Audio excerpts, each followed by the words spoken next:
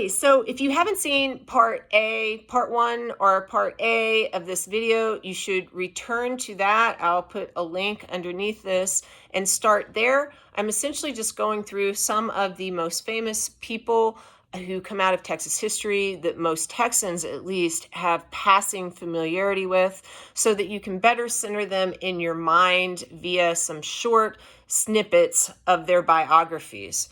So another guy that I wanted to mention who was engaged at the Alamo was a guy named Juan Seguin. Juan Seguin was a Tejano who fought with the Texians in the Texas Revolution. He came from a fairly prominent family, so he was a prominent guy.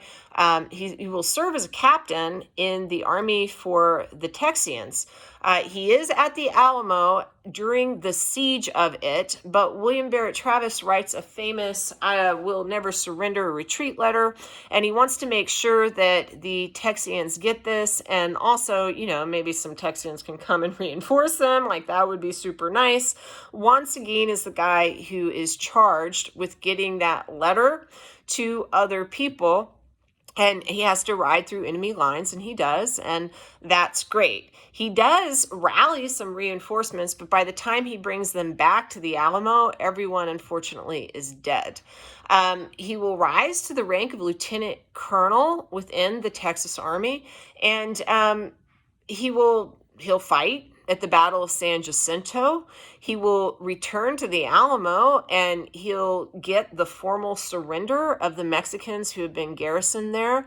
And he will also oversee a kind of funeral for the men who died there with whom he had fought before. And more than anyone else, I think, Juan Seguin really lifts up the story of the Alamo. I mean, we already have the rallying cry, "Remember the Alamos." It's not like we would forget it, but he is going to give this beautiful speech and talk about these men in glowing terms. And honestly, in history, the things that we highlight are sometimes tied to how they're situated in public consciousness. And he situates these men as just like these you've got to admire them in every way. So, for their bravery, at least, even though they die.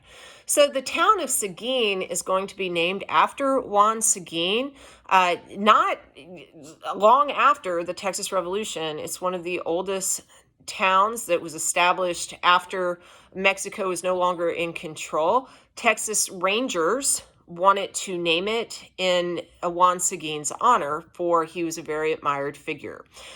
He was engaged in a lot of endeavors after the war, both in Texas and in Mexico. He died in 1890. So if you ever go to Seguin, now you know where that comes from. Now let's talk about another guy who's engaged in something related to the Alamo tangentially. His name was James Fannin. He was a commander during another massacre. He was born in Georgia, so from my home state. He went to West Point, but he ended up resigning because he couldn't manage to get to class on time.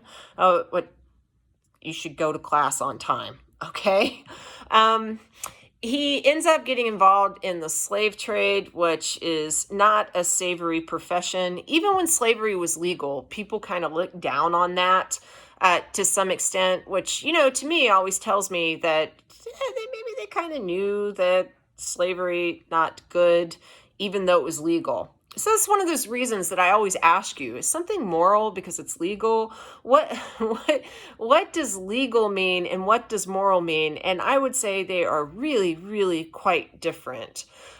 So James Fannin moves to Texas in the 1830s. He's going to be at the Battle of Gonzales, that first battle that opens up the war, but he's more famous for fighting the Battle of Colleto Creek. I put a little snippet in your homework about that.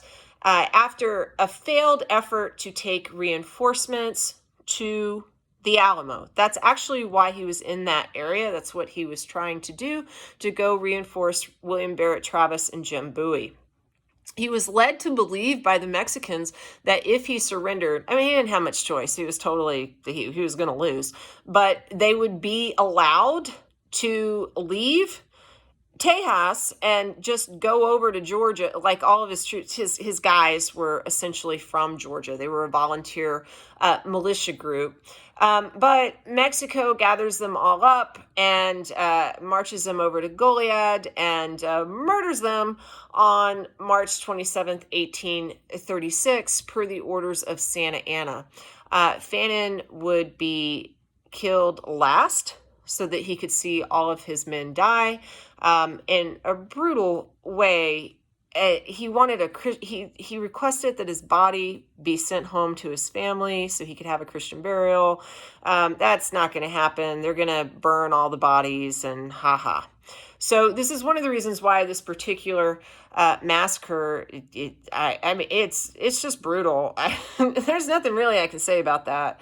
But I don't want you to associate some of the actions in war with just the Mexican people in general, because there are people like Francita Alves, who is now today known as the Angel of Goliad. Who is she? She was the wife of a Mexican officer, and the Angel of Goliad will see what's going to happen. All of these young men who are going to be killed, over 400 of them, and she will try to argue for them. She will give them better treatment. She will nurse some of them before they are executed, and she will actually smuggle some of them away and help them to find freedom and life.